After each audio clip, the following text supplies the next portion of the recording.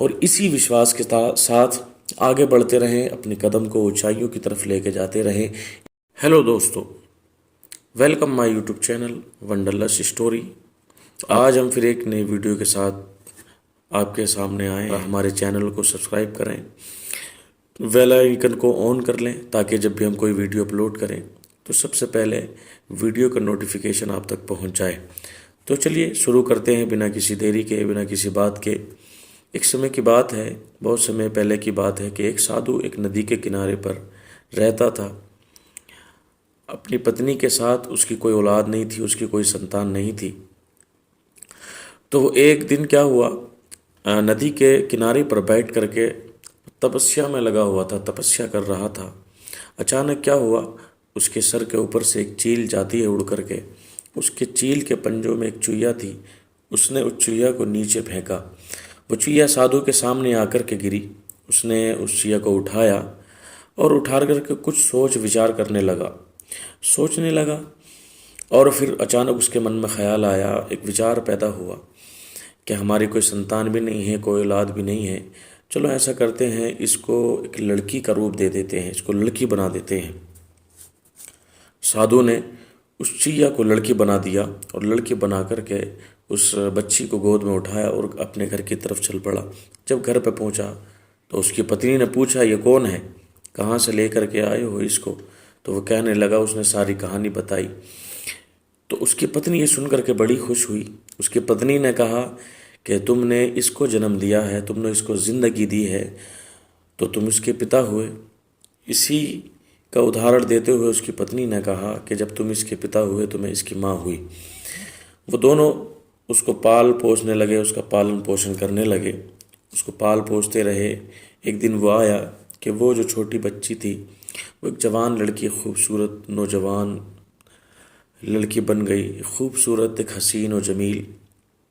फिर साधु और उसकी पत्नी के मन में फिर से ख्याल पैदा हुआ कि हमने इतने सालों इसको पाल पोस करके बड़ा किया, चलो अब इसकी शादी कर दी जाए। जो उनके मन में विचार पैदा हुआ था कि चलो शादी कर दी जाए, जब उनके मन में ये ख्याल पैदा हुआ तो साधु अपनी बेटी को लेकर के सबसे पहले सूर्य देवता के पास जाता है और उसने कहा कि मैं अपनी लड़की का रिश्ता लेकर के आया हूँ, आप मेरी बेटी से विवाह कर लें। तो सूर्य देवता ने कहा कि मैं इससे शादी नहीं कर सकता। तुम बादलों के देवता से आपकी जोड़ी सही रहेगी, आप बादलों के देवता से जो है इसकी शादी करा दें।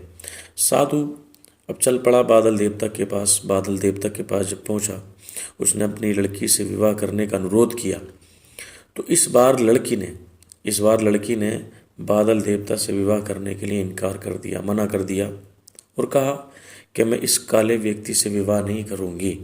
इसके अलावा बादलों की गरज से मुझे डर भी लगता है। साधु फिर से उदास हो गया और उसने बादल देवता से अनुरोध किया कि वही कोई उपाय बताए, सुझाव बताए जिससे मैं अपनी बेटी का विवाह कर सकूं। तो बादल देवता ने कहा कि पवन देवता के पास चले जाओ, इनकी जोड़ी भी अच्छी रहेगी। साधु अपनी बेटी को लेकर के पवन देवता के पास पहुंचा। पवन देवता से उसने अपनी बेटी का विवाह का अनुरोध किया।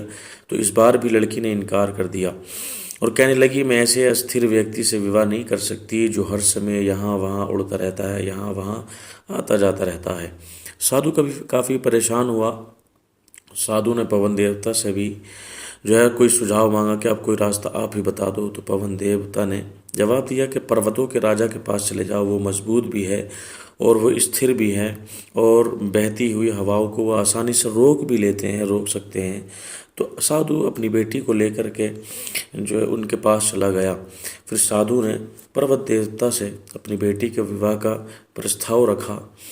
तो लड़की ने फिर इनकार कर दिया और लड़की ने ये कहा कि मैं ऐसे व्यक्ति से विवाह नहीं कर सकती जो इतना कठोर हो और ठंडा हो। लड़की ने जब साधु से किसी नरम वर को खोजने को कहा तो साधु ने पर्वतराज से सलाह मांगी।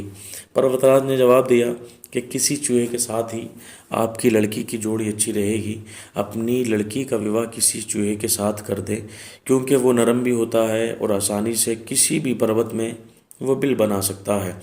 जब वो लड़की को जो है वहाँ लेकर के गया, जब उसने दिखाया तो लड़की को चूहा पसंद आ गया।